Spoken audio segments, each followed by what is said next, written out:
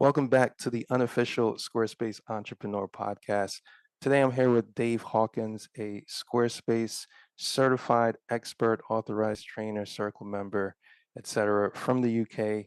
I went into the Squarespace community Facebook group, and was looking for guests for the show, and I believe Dave responded, and I've seen Dave's name, around the Facebook groups for a while.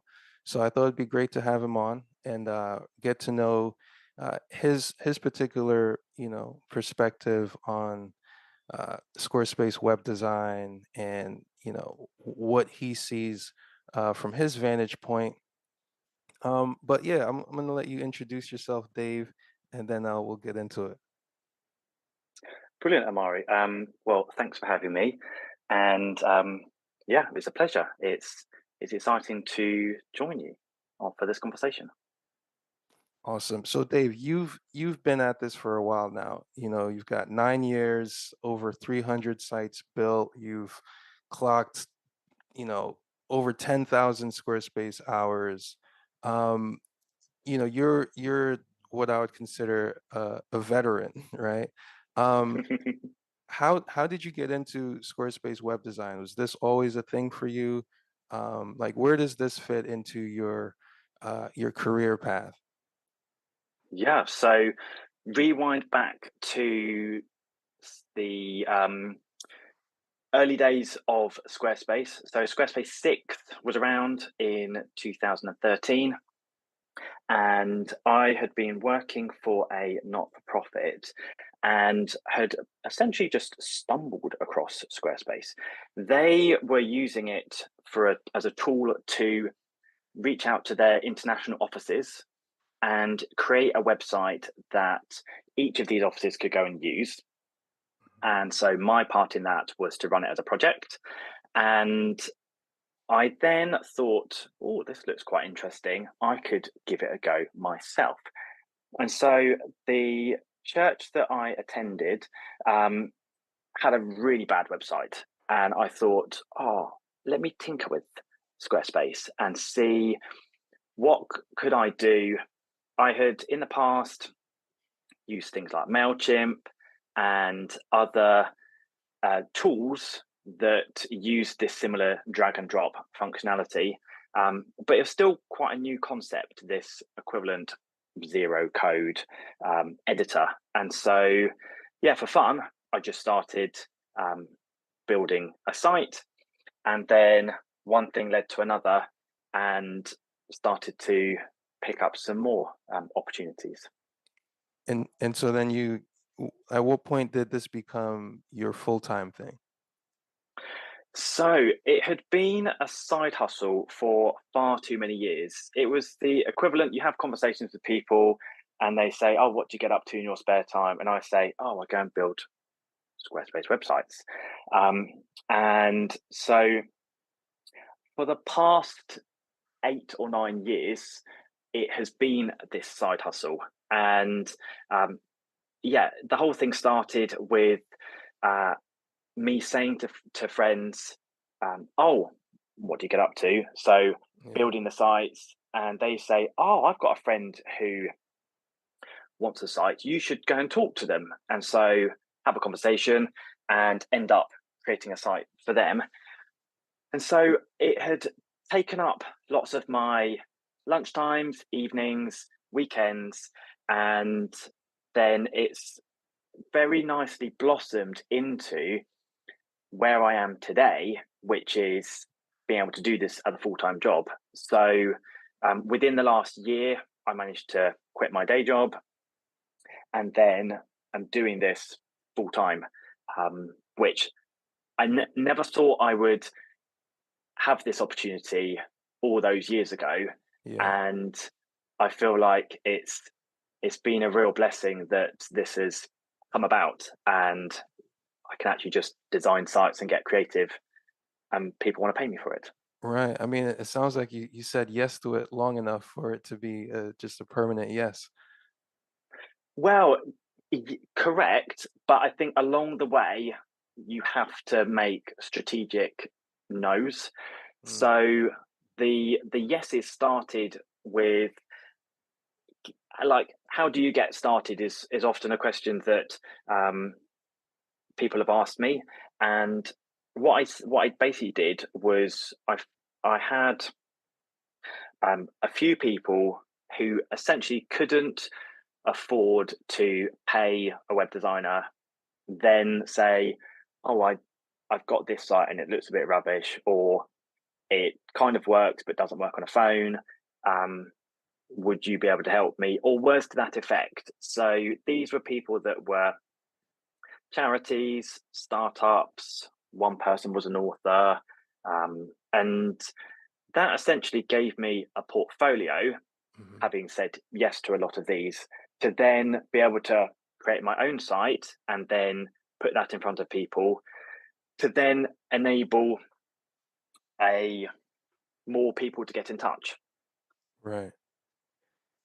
I think it's interesting that your site came second to the first bunch of sites, right?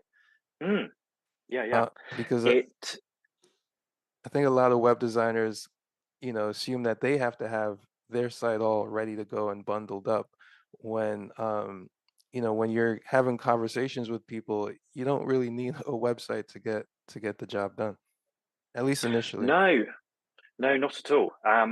And maybe I started in more of the early days of, I say early days, this is within the last 10 years, and it sounds ludicrous saying the early days. But I started at a time where, yeah, I didn't have a site of my own. Essentially, my work was just showcasing other people's. And then a lot of the sites that organically just came about was because for a couple of sites, I put my name in the footer. And then people clicked on that, saw that I got up to things, and that's basically how the name Made by Dave came about, because I thought, well, what on earth am I going to call myself? Like, to think of this, because it wasn't a business, it was a side hustle. And in the footer, I thought, well, people write website, colon, and then what do they write after this? So I thought, oh, it'll be a nice touch. We'll just say Made by Dave. It's personal. Loads of people know somebody called Dave, and it it's basically stuck. Yeah. Dave, I'm curious, right? Of my last, I don't know, five or so guests, half of them have been from the UK. What has the how has the entrepreneurial culture changed in the past, let's say, 10 years? I was born in England, right? So, but I left Hmm. like back in the 90s, in the mid 90s. Hmm. But I do remember, or I do like from my mom, I remember getting the sense that there was less mobility in terms of like, oh, I'm just gonna start a business or something like that. Mm. Has is what's your perception of that been? Has it changed? What's that like? So I think the pandemic has definitely sped up Mm, people wanting to take a leap into the unknown. And I think that, especially from like the web design side of things, Squarespace has been known in the UK for a long time, but I think it's even more so known, and people wanting to create sites for themselves, little personal projects and things like that. Um, but I think that, yeah, definitely in the past couple of years, people have had a bit more time on their hands, and they've thought, okay, what could I go and do? And thought of ideas that they had in the back of their heads, and then thought, okay, let me see if I can put this into action, and then see where things go. yeah, yeah. I think that that's definitely been a worldwide experience. Mm, um, so Uh, now that you've made this a business, all right, what's been the hardest thing transitioning from this being just a side hustle, taking up all your spare time to now being your full-time thing? Like, what's been something maybe that you didn't expect that is now like, oh, okay, I've got to deal with this. yeah. So I think the dream is like being your own boss. It's a wonderful thing to have, but there are definitely pros and cons to it. And I think the pros are you've got the freedom, you've got flexibility, financially, if you put your mind to it, you could do very well for yourself. Um, but on the flip side, there's then the pressure of winning work. And what does that look like? There's maintaining a good reputation, and whether that is the work that you've done, because essentially the work that's out there is your portfolio, and it's that you use to go and showcase. And I think it's a thing of putting in the preparation in the time that it almost didn't matter, like you could fail fast, and that was totally fine because I had a day job, and it didn't matter if I made mistakes Mhm. because I wasn't financially reliant on it. But turning it from a side hustle into a day job, things like very practically, I got a work phone because checking emails and doing answering WhatsApp messages and things like that was all too easy to be able to do just on your personal phone, and to need a bit of separation, because the fact that you aren't reliant on an employer to pay your salary then makes you think, oh well, I need to be doing more work, and therefore you start to run into, oh, I should do some more time in the evenings, or I should do it at the weekends. And I had to really make a intentional decision to Mhm. say, okay, at the end of like 5 p.m. on a end of a working day, right, I'm clocking off. That's me done, and then I'll pick things back up the next day. And yeah, that being intentional about that, because I effectively was in control of what I was getting up to, Yeah. is some of the things that I felt I had to put in place. Yeah, that's a good one. I saw something from you a few weeks ago on LinkedIn that I was like, yes, I'm glad someone is tapping into this uh, thing, which is being responsive, right? So, Hmm. and I think in this case it was the Squarespace marketplace. Hmm. I think you tapped into something where it's like you realized, oh, if I respond quickly to these things, I'll get more of them. Hmm. Can you talk a little bit about that?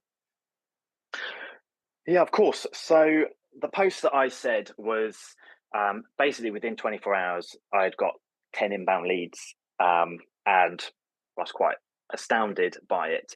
Um, but the art of how that all came about was, it's it's then trying to understand, well, I had to understand how the algorithm worked from 99 Designs, who are the suppliers for Squarespace's marketplace. So they um, have a little algorithm where if you apply within 24 hours, or you win enough jobs, or you are able to convert a job into then an actual project, and then get that done quickly, that you would start to get boosted up the ranks. And also, I guess, in the other hand, is you'd get more opportunities coming Mm, to you.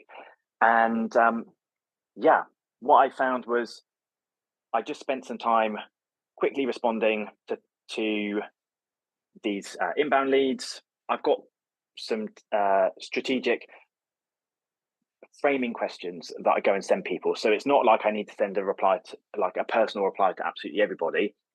They are personalized, but they're done in such a way that you can fire them off pretty quickly, because there's a lot of requests that come through that don't turn into anything, and only between 10 and 20% of the inbounds that come in would actually convert into an opportunity. So in that sense, you have to be quite clever with it. Yeah. But the crazy thing is that I basically had to say no to them all, which is wild when you think, well, I've got 10 opportunities that have come in because, well, I said it tactily no, because I said, well, I'm busy for the next 4 to 6 weeks. If you want to chat, let me know. If not, then thanks for the opportunity. And so the reason that I basically indirectly said no is because I don't want what I'm getting up to be all consuming. And there's only so much that the team of freelancers that I have who work on my projects as well as me, there's only so much that I want to then send off to them. Um, and so, yeah, Yeah. lovely place to be in. And so, yeah, there we go. Um, and that's a great insight right there. What have been like, the marketplace is one channel, right?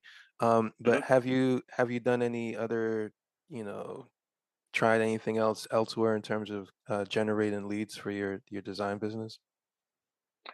I really haven't, which is a, probably a strange thing to go and say because I haven't tried the other freelancer um, setups.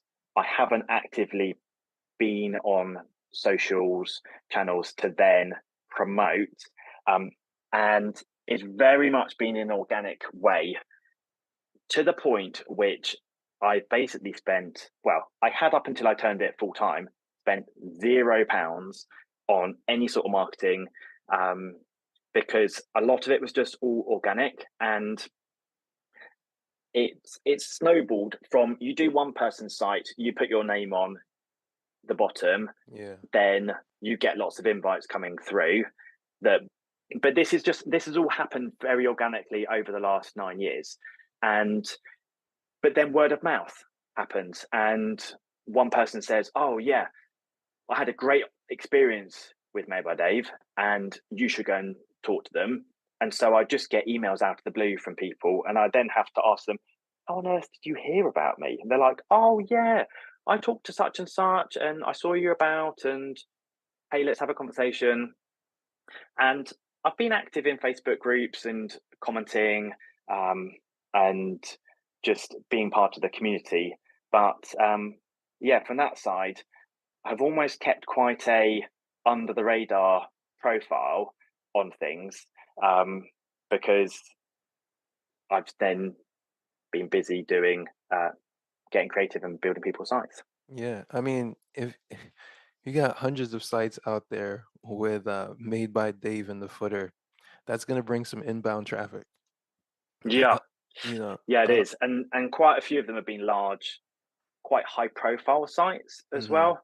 And so, also, when you tap into certain networks, then those networks start seeing the things that you've done, yeah. and they then get in touch, and yeah, it snowballs from there. Yeah, you become the plug for that network. Yeah, the go-to person Yep. for creating certain types of sites, um, and yeah, it's been a really lovely place to be in, and which is how I felt I could quit my day job to then go into this because I basically tested the waters Yeah. over the last 18 months to then see is this something that could be viable. And what happened is I met with a business coach who we were just chatting about my actual day job at the time, but I kept bringing up Made by Dave. Yeah. And she said to me, there seems like there's something in this that we need to explore. And I'd said to her, look, keep turning off the services that 99 Designs will give you to offer for making websites. And she said, what, you keep turning them off so that you're basically shutting down opportunities that are coming in? I said, yeah, I'm too busy. And I, I'm not one to brag about being too busy because Yeah. sometimes I see that as being a bad thing. I And know what you mean. so she's like, well, okay, what are you going to do about this? So I thought, I think I need someone to come and help me. So I reached out to a friend of mine called Ian, and he runs his own little Squarespace website business. And I said to him, hey, look, I've got all these leads. Do you want some? Like, do you want to freelance? And we'll have a little working relationship, and off we go. He said, yeah, I can do that for you. And it was around the time of my youngest child, who was we were just about to become parents for the second time. And I said, look, I'm not going to have some time. I'm going to take paternity leave. I need someone to cover things. And it's just grown. And we basically not turned off the services from there on. And it's then showed that if you allow two people's worth put behind the opportunities that come through, what could happen. And so that's then proven to me over the last year to 18 months that I can quit my day job and allow what I get up to pay for a mortgage and support my family. And there we go. Yeah. It sounds like, you know, you had a lot of overflow and uh you're blocking it because it's like I can't handle that, and now you've Yeah. opened it up. So you work with like a small team of freelancers. Hmm. How do you manage these projects? Like, would you consider yourself like a project manager in this regard, and you're allocating work? Like, how do you do this? So, in a past life, I have been a project manager. So, in that sense, it comes quite naturally to run projects. But a lot of these, I will have a working relationship with the team and just pass them the opportunities and say, here you go, over to you. Right. Because there's only so much that I can have capacity for. So then I allow them to talk directly to the clients. Within, some people are a bit more skilled than others to be able to win the work themselves. And so, yeah, from that sense, I didn't want to be managing people, and I didn't want to just be the salesperson who then passed all the opportunities to others and allowed them to do the work. The whole reason that I went to go and make this full time was it's the creativity within building sites that energizes me. So if I can pass these leads to other people who can act on behalf of Made by Dave and still go through all the same um, processes and um, still have a great output at the end, that's how I've or we have managed to um, get to where we are today. Um, this is my last point, right? I want you to speak to these five things I'm going to mention. All right. Thing number one: help others. Number two: seek help. Three: prioritize time. Four: have fun. And five: dream big. What do these points mean to you? So it is a it is a case of um, allowing you to think beyond where you could go yourself, um, and so the whole help others. So the whole reason I got into it is because I wanted to be helping people help themselves. And so initially I started doing it for free, and then it demonstrated the skill that you get up to, then allows you to be able to ask people for some money, um, and then be able to keep going. Um, Seek help, you mentioned, was you can't just do it by yourself.